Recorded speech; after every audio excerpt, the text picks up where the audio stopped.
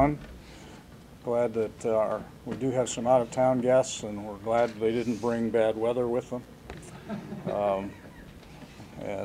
So you're here enjoying our typical gray skies for this part of Ohio. We do have a couple of guests here, and I'm not going to try to introduce them by name other than to say that we have representatives here of both the American Beverage Association as well as the Ohio State Beverage Association, including their local members, which represent Pepsi, Coke, and 7-Up, I think is the simple way of describing them.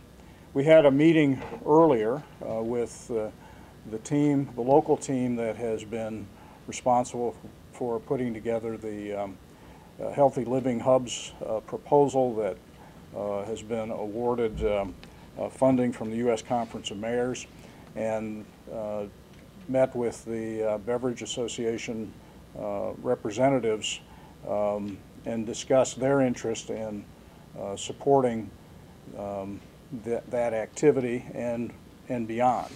And it was very positive engagement and a discussion about the importance of a community-wide effort to focus on healthy living, on obesity prevention, and all of those related topics, which includes exercise and nutrition and all of that. So I want to welcome everyone that's here today, and specifically want to ask Crystal Swan, who's here from the U.S. Conference of Mayors, as well as Kimberly McConville, who is the Executive Director of the Ohio Soft Drink Association, to come up, and we can, I think there's a presentation that Crystal's going to make.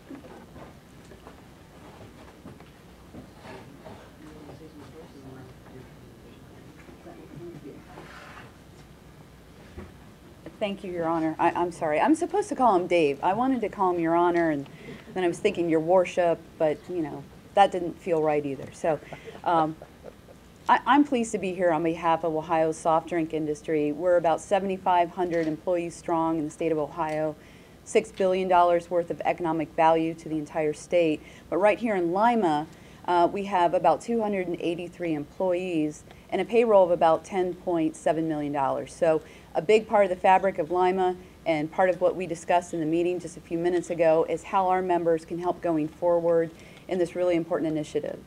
Because at the end of the day, we are your neighbors, we're a big part of Lima, and we're just excited. We're thrilled that this is the beginning of the conversation. But as my parish priest likes to say, it takes time, talent, and treasure to make good things happen. So I think that we can bring all three to the table and want to just do good things going forward. So pleased to be here. Great. Steve, you have some I comments? won't make any comments. We're just glad to support. Come up here and talk into the mic.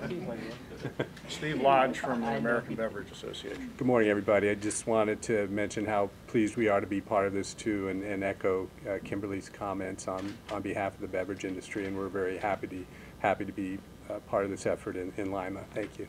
Thank you. Crystal. I get to do the fun part. I'm Crystal Swan. I'm Assistant Executive Director from the United States Conference of Mayors, which is the premier organization for mayors in the nation. We represent cities 30,000 and above, and some smaller cities as well, as service cities. And I'm very pleased here to come and present the City of Lima and the YMCA of Lima with a check for $100,000 for their Healthy Living Hubs initiative, which won for the small city category. We had 3 categories, large, medium, and small. And they won first place for the small city category for the work they're doing here. And we look forward to continuing to take a look at your progress and weigh in wherever we can help. And on behalf of the Conference of Mayors and the American Beverage Association. Very good. Thank you. You should probably get one. You have to get one with you guys. Yeah, everybody You get has the whole part of the big check. Now, if only we could cash this one. Very good. Thank you. Thank you. And I'm leaving this with you. Okay.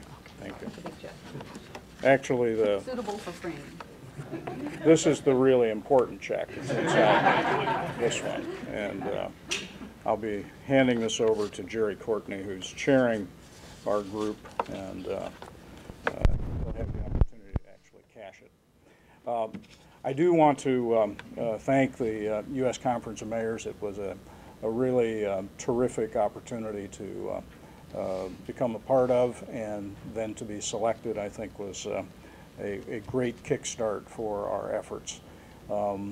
Actually, I think got us running faster than we frankly were prepared to run, but now we're coming up to speed, and I think it has the potential to really have an impact on our community, particularly in neighborhoods that are without many options in terms of the food that gets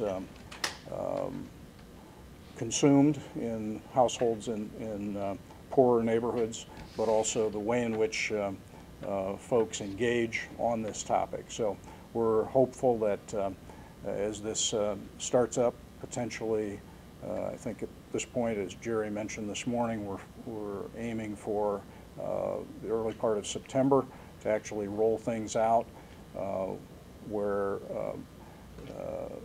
there will be programs as well as the opportunity for fresh produce and healthy foods being routinely delivered in neighborhoods that frankly just have not had that opportunity. So it's a great effort, and we appreciate the support very much. Also this morning, I want to ask Ann Miles to come up on behalf of the Lima City Schools. She has some remarks about the tax levy that's pending.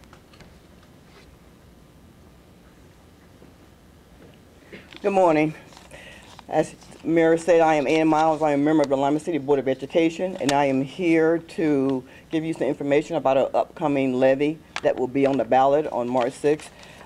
Send regards from our superintendent, Carol Oxley, who was not able to be here today. She is in Houston, Texas, representing our great school district. We have a levy that will be on the ballot on March 6th, and it is a combination levy. It's a levy that is for operating, and is also a permanent improvement. And we want to get the word out about this levy here so that everyone will be able to make a decision, which we hope will be in our favor, to vote for this levy.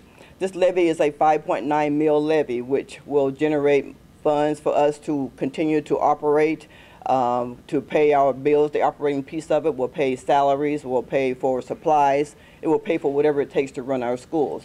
The permanent improvement piece of it is for capital improvements. As most of you know, most of our schools are new, and they are approaching 10 years old. And with a home, you know that after 10 years or so, you start seeing things break down. And we're anticipating that we will need to put improvements into our schools to maintain them and to keep them running efficiently. So again, it's a combination levy. It's a permanent improvement, and it's an operating levy, and it's for 5.99 mils. It's a 5-year levy. Again, this is new money.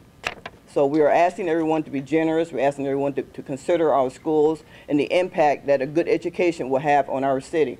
There is a saying that says, upon the education of this country, the fate of the country depends. So we're saying the outcome of this levy passing here is going to determine the education, the quality education that we can give to our kids. As a public education center, we are responsible for educating the majority of the kids in the city. So again, we need to invest in our city. We need to invest in our kids to have them have a quality education, so this city, the city of Lima, can be the best that it can be. Thank you for your support on March 6th. Thank you, Ann.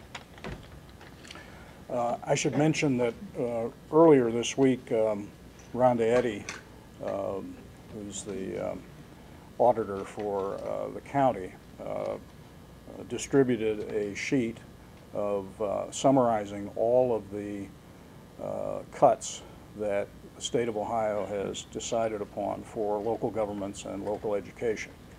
Allen County units of local government and public schools will see a loss of more than $8.5 million.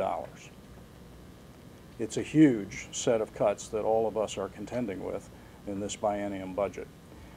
We have put that list at the city's website. I encourage folks to take a look at it and understand that the public school districts are experiencing severe cuts along with local governments. It's absolutely essential that voters step up to replace at least some of those funding cuts, and this opportunity with the Lima City Schools is really important for voters to be knowledgeable of and support.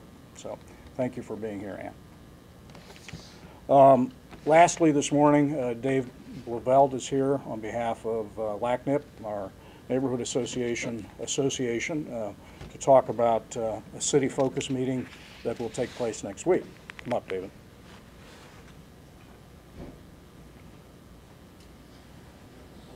Morning. I just wanted to announce that the Northside Neighborhood Association will be hosting City Focus on the 21st, Tuesday night. It'll be at St. Gerard School at the Parish Hall. It'll be at 7 o'clock. This will be open to the public. We'd like to see a good turnout for it.